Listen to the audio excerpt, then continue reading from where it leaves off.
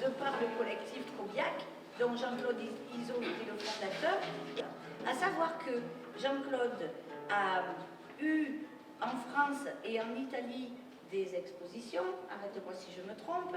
Ces livres ont été traduits en 17 langues et édités dans 37 pays. Voilà. Le photographe, c'est un photographe argentin qui a fait beaucoup de travail sur les écrivains, notamment les écrivains argentins, les écrivains d'Amérique latine, mais bien d'autres. C'était un ami aussi de Jean-Claude Izzo. Et ensemble, ils avaient conçu En fait, cette exposition, c'est devenu un livre. Hein. Ils ont conçu ce projet ensemble. Jean-Claude est décédé entre-temps, malheureusement avant la fin, et donc c'est Sébastien, son fils, qui a repris le projet. Daniel Mondzinski.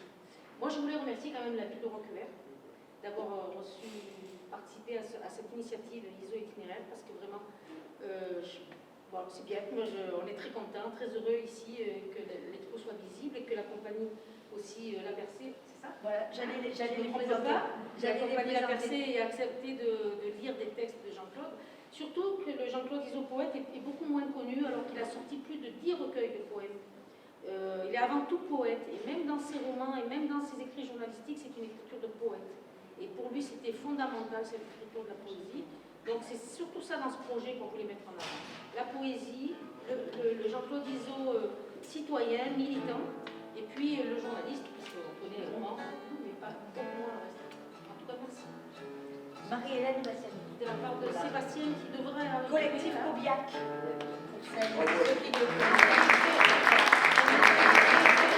The car spun windows like the waves down on the beach.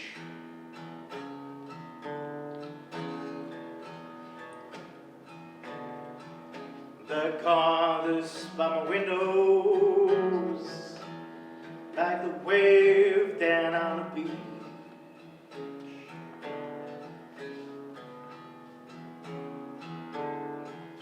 I got this girl beside me, she's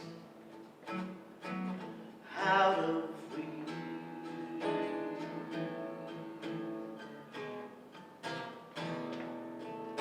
The headlights from the windows shining on the wall.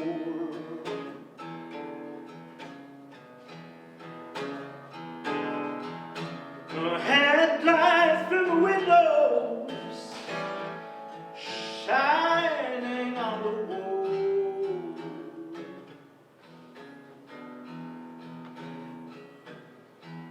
The cold girl will kill you in a dark room.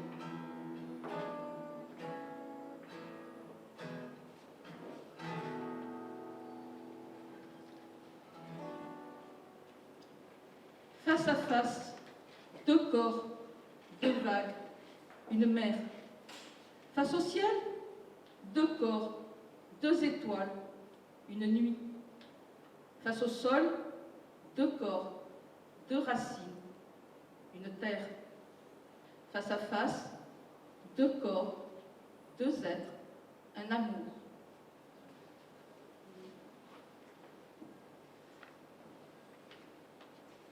Pierre, caresse de ma main, corps, un dialogue se noue. Les ronces parcourent d'invisibles chemins parmi les corps offerts à l'attente de midi. Ailleurs, l'amour, ailleurs, des carrés de terre labourés, ensemencés, tant de leur bonheur comme du linge lavé de frais. Ailleurs, du linge sèche, sur un fil d'horizon vert et bleu, et la vie, lentement, s'égoutte au soleil. Ailleurs, Pierre dénudé de sa boue, et le sang affolé s'épaissit à ce contact.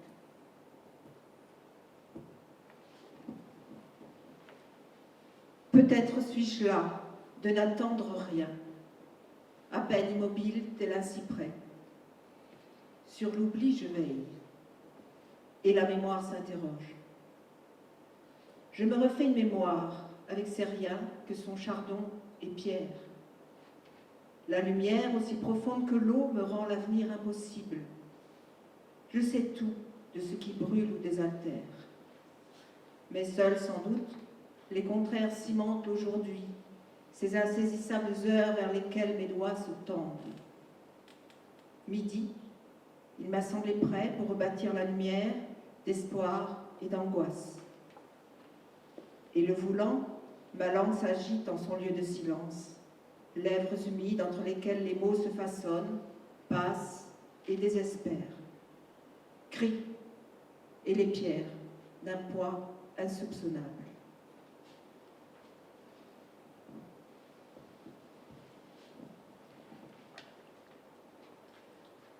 Je n'ai plus peur. Dans cette nuit si calme, tout à coup, la peur m'a lâché, quitté, disparu. Et voilà que je me retrouve sur mes deux pieds qui avancent, l'un après l'autre, sur la chaussée, comme une ombre sur mon ombre, dans la nuit de cette nuit. Je n'ai plus peur. De cette peur des manifestations, de cette peur de manifester, de la peur du flic au cul, de la peur de donner un coup de poing, d'en recevoir, de la peur de rentrer seule et tard le soir, de la peur d'être dans son lit.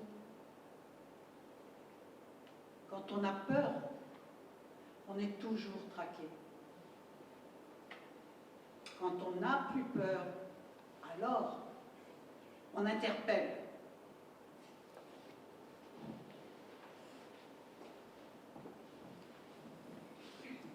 Vivre est une chose, mourir en est une autre. On peut vivre sans joie et sans plaisir, sans mépris et sans pardon, sans haine et sans amour. On peut vivre comme un mort, et puis un jour, mourir comme un chien, seul dans un coin, ou avec beaucoup de monde autour. On peut mourir comme un con, mais on peut se foutre de la vie, se foutre de la mort. Et alors, ce qui compte, ce n'est pas la vie, mais le prix de cette vie et de la mort. Ce qui importe, c'est la façon de mourir.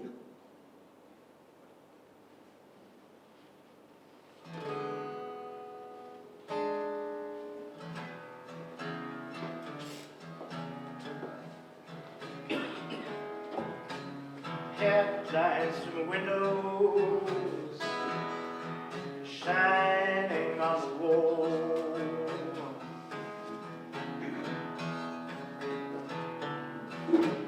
Headlights from windows shining on the wall.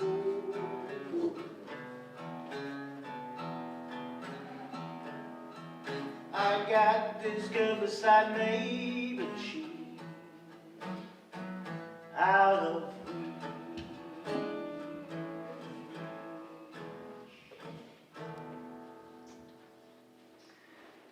En 1981, 15 ans après la fermeture des chantiers navals de Port-de-Bouc, lors d'un événement culturel municipal, Jean-Claude Izot écrit des textes tracts qui seront distribués à la population.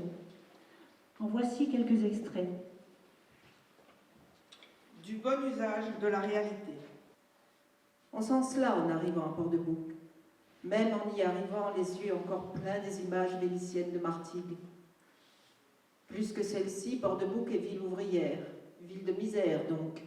Ceux qui y vivent ont plus qu'ailleurs le courage de leur misère et de leurs espoirs.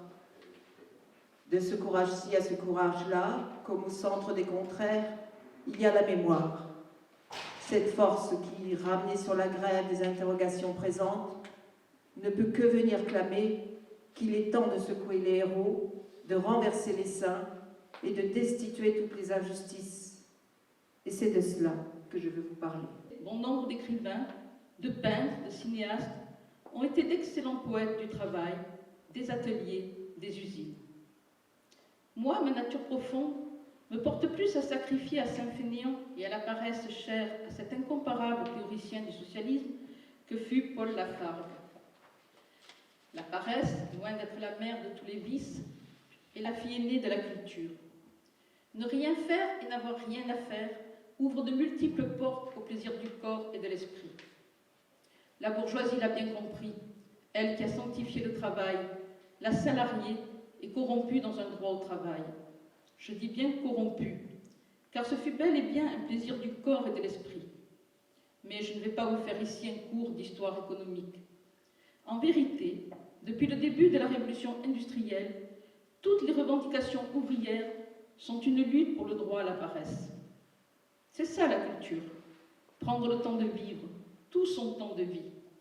La littérature, le cinéma, le théâtre, la musique ne sont rien d'autre que des couleurs sur la palette des jours. Mais quoi, tout ça, cette solidarité d'hommes de communautés différentes, ce plaisir de vivre ensemble, de travailler ensemble, de jouer aux boules ensemble, aux cartes ensemble, de pêcher ensemble, de se fréquenter, de se marier, d'avoir des enfants ensemble, d'aller à l'école ensemble. Ça existait, non? Ce n'était pas un rêve. J'aime Paul Fructus quand, avec son spectacle des airs éclatés, il vient crier cela dans les oreilles des porte-bouquins. Riez, bon sang, riez de ces patrons, de ces bourgeois, de ces curés, et riez aussi de vous-même pour vous-même. Ne laissez pas le rire à vos ennemis. Ils seraient capables de vous le vendre si cela devenait rentable, comme ils vous vendent déjà le désespoir, avec leur culture des 3-8 et des heures supplémentaires. N'oubliez pas, Spartacus, le rire seul affranchit les esclaves. De cette histoire de Port-de-Bouc un peu écrite à la manière du petit chaperon rouge. Si le loup s'est un jour offert un bon festin, c'est parce que le petit chaperon rouge avait oublié les recommandations qu'on lui avait faites, non? Alors, tant pis si l'on se fâche. Ouvriers, vous avez parfois la mémoire courte. On douterait que vos pères, espagnols, grecs, italiens, algériens, provençaux, furent un jour communards et se lancèrent à l'assaut du ciel. À quoi bon sinon servirait d'exhumer le passé? Je ne crois pas que Port-de-Bouc soit une ville morte, parce que les chantiers sont morts.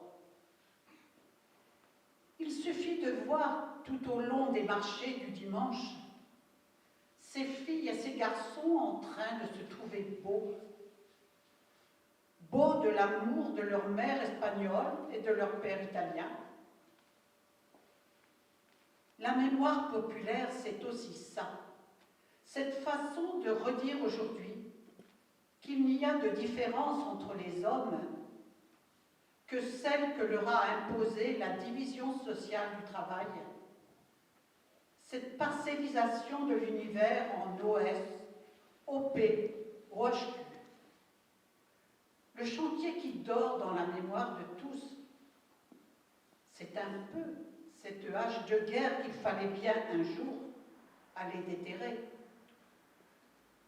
Parce qu'il est temps d'en finir avec cette paix du paradis perdu, qui, loin de conduire à je ne sais quel âge d'or, asphyxie cet instant présent, cette minute aussi belle qu'un air d'opéra de Verdi ou de Puccini, qu'on aimait fredonner en écoutant Mario Lanza.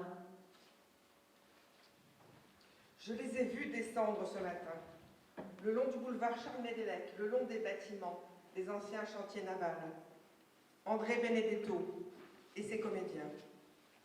Joros, Laurent Gélinier de l'Office municipal culturel, François Caparros, l'ancien des chantiers. Je les ai vus descendre ce boulevard, et un instant, un de ces instants magiques, comme la vie sait en inventer pour nous surprendre dans nos moments de lassitude, j'ai vu ressurgir une délégation ouvrière allant revendiquer auprès de la direction des chantiers.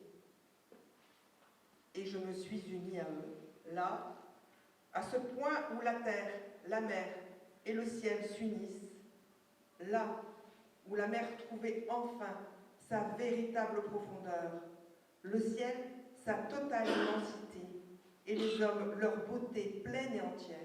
Là, à ce point, je repensais à ce qui se disait hier, lors de cette bouillabaisse qui réunissait ouvriers et créateurs, ceux qui, en 1969, arrivaient pour construire Fos, étaient persuadés que les chantiers, ça existait encore à Port-de-Bouc.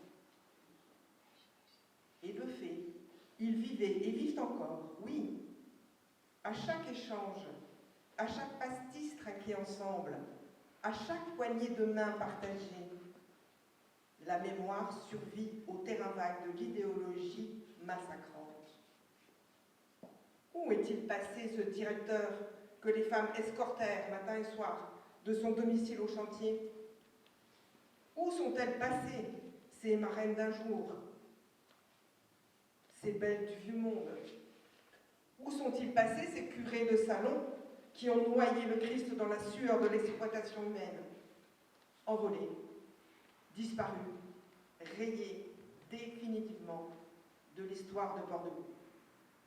Les hommes, les femmes qui ont sué cette ville restent. Leurs enfants demeurent, ils vivent et ils savent toute cette histoire, même s'ils n'en savent pas la chronologie exacte. Et je me laisse aller, entièrement nue dans cette eau vivifiante, à des rêves de libération. Allez, Paul, Pierre ou Jacques, votre plus belle carte de syndicat ou de parti est de pouvoir marcher dans les rues, la tête droite, le torse bombé, le dos bien cambré. Mais soyons francs, la fatalité n'existe pas. Le capital ne saurait répondre à toutes les questions. Chaque échec, quel qu'il soit, a sa source en chacun de nous. C'est bien parce qu'il nous arrive à un moment ou à un autre de nos luttes de désespérer que nous engendrons des cimetières. Humains, trop humains. Au regard de l'humanité, nous avons toujours été trop humains. Alors il faut apprendre à lire dans ces grands cimetières que sont sous le soleil les chantiers de Port-de-Bouc. Nous ne sommes pas des héros, disait encore Robert Cadière, secrétaire de l'ULCGT. Les héros se ternissent toujours. Il y a toujours un moment où il faut décrocher leurs photos des murs qui encombrent l'horizon. Non, pas des héros, les ouvriers des chantiers, leurs dirigeants, des hommes que j'aime pour leur orgueil et leur humilité. J'écris pour eux. Je n'écris que pour eux avec de la terre vague sur laquelle courent les herbes folles, avec des pierres déjointées, avec du fer rouillé. Mes mots sont des ruines. Mais ruine sur ruine, nous inventons le passé, nous relisons le futur. Non, on ne nous fera pas taire. Non, nous ne finirons pas au musée de l'histoire, fût-il celui du mouvement ouvrier. Les chantiers vivent, les luttes vivent, hors du temps et de tous les temps, jusqu'à l'avènement des hommes, enfin rendus à leur dignité. Tant il est vrai que toute lutte, toute révolution datée, sont des révolutions mortes, des luttes mortes. C'est un poète qui parle, direz-vous. Oui, et excusez-moi des mots. J'aurais pu, bien sûr, écrire la même chose en langage politique ou économique. Mais vous pouvez toujours essayer de traduire avec vos camarades lors d'une réunion syndicale ou politique, et vous verrez, vous serez beaucoup plus approximatif que moi. Il manquera toujours un mot au vocabulaire économique ou politique pour que ce soit vraiment l'été. Ne m'en veuillez pas de revenir une nouvelle fois sur cette question des mots, mais j'ai vraiment peur. On assoiffe nos gorges, on assèche nos langues de ces mots qui abreuvaient nos aïeux. C'est déraciné d'une mémoire plus lointaine que sont les Grecs, Espagnols, Italiens, Sardes de Port-de-Bouc, résistent encore au nivellement. Cela parce que, bien qu'ici, depuis une génération ou deux, ils sont et restent en exil. Ne me dites pas que je parle une langue à part, celle des artistes, mais retournez-vous la question en dedans. Le jour où les marchés de Provence et de Port-de-Bouc auront rejoint la pastorale Morel et les santons de la crèche, ce jour-là, à qui reprocherez-vous de ne plus savoir dire l'odeur du thym, de l'ail et de la lavande? Tenez, dans votre langage télécontrôlé, dans vos parlers d'ouvriers, d'usines, de chantiers, de militants syndicaux ou politiques, mettez un peu de pastis, un peu de pétanque, beaucoup d'amour, des éclats de rire, des gestes tendres, une main qui désire, un rêve de caresse, un sourire, un regard. Et vous vous retrouverez bien vite à faire l'équilibriste au fait d'un mur tranchant comme le fil de rasoir. Que les États, que les villes sont bien mal fagotés, qu'il faut congédier tout ce fourbi et s'embarquer vers d'autres îles, y édifier des sociétés sans exemple, des villes radieuses. Utopie, oui. Le seul chemin qui reste à l'homme quand, au terme de 5 jours de peine, de 11 mois de labeur, de 65 ans de travail, il lui manque un quignon de pain pour faire une flûte, un sourire, un rire pour faire la tendresse, l'amitié, une main pour peindre ou écrire, une oreille pour écouter Mozart, une langue pour chanter les chants de son enfance. Hercule contraint à réussir chaque jour les 12 travaux. L'homme, et de préférence la nuit venue, invente les bateaux qui le conduiront vers ces pays imaginaires où, enfin, son rêve deviendra réalité. Port-de-Bouc, qui se met en scène, c'est tout cela. C'est dire que je n'écris aujourd'hui, comme tous ces jours-ci, que ce que chacun de vous sait déjà. Je ne dis rien de plus que ce qui vous démange le cœur. J'en sais qui, un petit sourire narquois aux lèvres, se demandait ce que j'allais bien pouvoir inventer. Ces artistes, des magiciens. Magiciens, pourquoi pas? Les mots le sont magiques, la littérature l'est magique. Avant tout, avant que l'on ne vous donne à lire le reflet de votre propre misère. Quel secret vais-je donc inventer pour la circonstance? Si je m'en tiens à ce que disent certains militants, si je m'en tiens à ces apparences clamées haut et fort, je pourrais trouver dans le mur des drapeaux rouges, et vous, par centaines, derrière. Je pourrais trouver cette marche sur Marseille, les grèves sur le tas, les coups de matraque des gardes mobiles, les meetings, les chants révolutionnaires. Mais quel est le secret des luttes? Si je m'en tiens à d'autres témoignages, je pourrais trouver des mains rudes, usées, calleuses, des dos voûtés, des épaules basses, des crânes fêlés par un coup fin d'outil tombé d'une charpente, des bras manquants, des jambes coupées, des cœurs essoufflés. Mais quel est le secret des accidents du travail?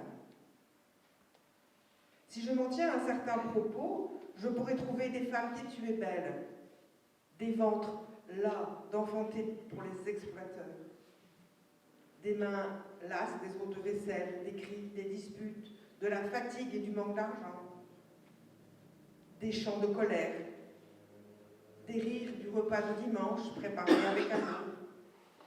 Mais quel est le secret des femmes? Qui répondra? Toi, toi ou toi? Vous nommerai-je individuellement ouvrier des chantiers? Il faut répondre aujourd'hui. Vos fils et vos filles ne peuvent plus attendre. Vous-même n'en pouvez plus. Car les certitudes sont un jour aussi nécessaires que la présence du soleil dès le petit matin. Alors n'étaient-ils pas assez forts, ces hommes, pas amoureux, ces femmes, pas assez conscients, ces militants? Est-ce à eux qu'il faut reprocher que leur révolution finale se perde sur les chemins d'une morale à usage journalier? Sauver l'économie, sauver le franc, sauver le pouvoir d'achat, sauver la mer, sauver les institutions, sauver l'État, sauver l'emploi, sauver la forêt, bref, sauver les meubles et les apparences révolutionnaires.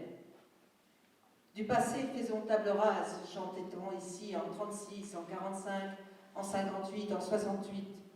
Et aujourd'hui, face au mur des chantiers, l'international doit-elle être un lamento? Et aujourd'hui, face à la mémoire, ne convient-il pas aussi à faire table rase? Provocation, certes, mais pour en finir avec les répétitions générales. Que l'on me comprenne bien. Je veux dire que parfois, quand le poids de la vie devient trop lourd, dans cette ville encore sensible à son malheur, je me retourne vers ce mur, côté soleil, vers ce côté de la lumière, où tant de forces sont encore intactes. Là, j'apprends sans cesse qu'il faut ignorer les vertus gémissantes et exalter la force et la passion. Le monde est empoisonné de malheur et semble s'y complaire. Il est vain de pleurer sur sa misère, il suffit de travailler contre elle. Et dans l'énormité de la partie engagée, que l'on n'oublie pas la beauté de l'homme, non pas celle qui s'accompagne d'un noir froncement de sourcils sur les estrades publiques, mais celle qui résiste à tous les vents de la mer, par la vertu de la blancheur du soleil et du sel de la terre.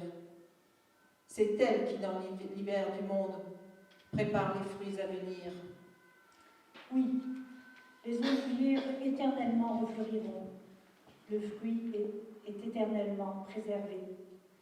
Et notre honneur, le vôtre essentiellement, est d'approuver que ce fruit préservé par vous puisse échapper à toutes les récupérations. Ce fruit, au printemps passé, les chantiers navals, aujourd'hui, leur mémoire, et demain. À peine oserais-je suggérer à travers tous les témoignages que la liberté ne se soutient et ne se perpétue qu'au prix d'un combat ininterrompu et peut-être d'une tragédie. Faute de ces vigilances, nos plus beaux soleils deviennent des soleils noirs. Il faut maintenant dépasser la tragédie. Le mur des chantiers n'a aucun secret, si ce n'est celui qui sommeille en vous, celui que vous taisez lorsque réapparaissent vos vieilles querelles, celui que vous n'osez pas encore mettre au soleil, de peur que quoi, au fait? De ne plus avoir de souvenirs à raconter à vos enfants? Mais n'êtes-vous que des anciens combattants ou des hommes vivants, des ouvriers du nouveau monde, ouverts par vos frères communards de Provence, ces rêveurs de la commune du soleil? Il faut détruire, mourir pour renaître. Vos légendes, vos souvenirs pour la mémoire, ça vaut le coup, non? Le secret est là, dans cette juxtaposition exacte du passé rêvé et du rêve à venir, dans la réalité et dans son bon usage. Ce soir, il était une fois le chantier. Les poètes vont faire soleil en pleine nuit. Amenez vos rêves, vos légendes, vos souvenirs. On se les jouera aux billes comme des enfants, dans ce soleil de minuit où le chantier n'est plus interdit.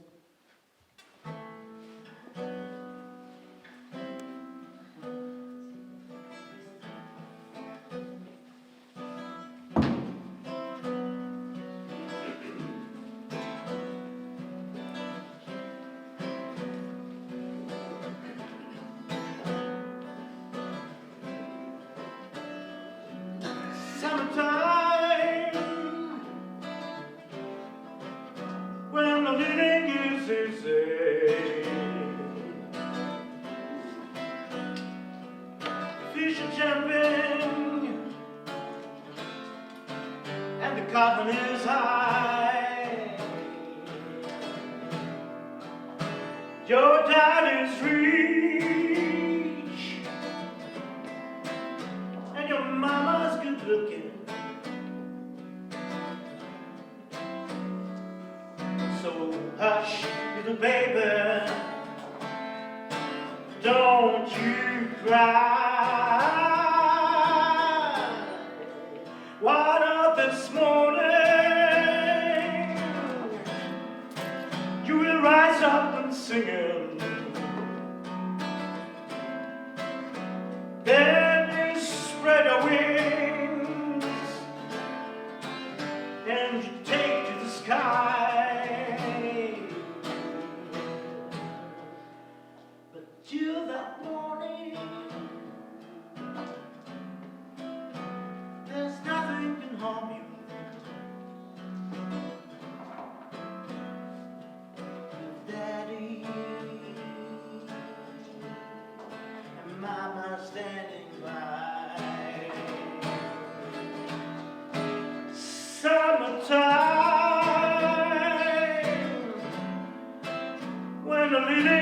Sicily. Fish and champagne and caught in his eye.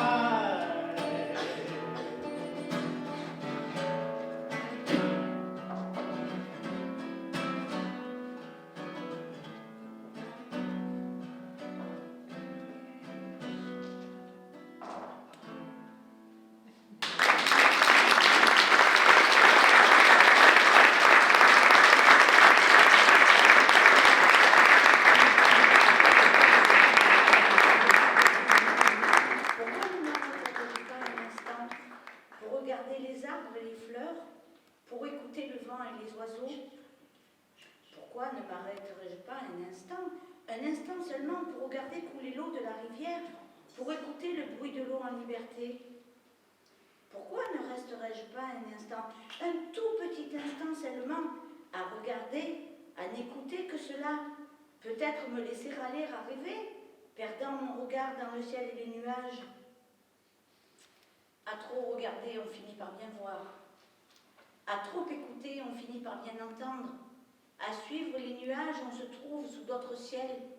Celui de Grèce, par exemple, où sont libres les forêts, les arbres, les oiseaux, l'eau, les rivières, mais pas les poètes. À regarder, à écouter le vent de l'Éros me revient, ramenant ta voix, Yannick Christos,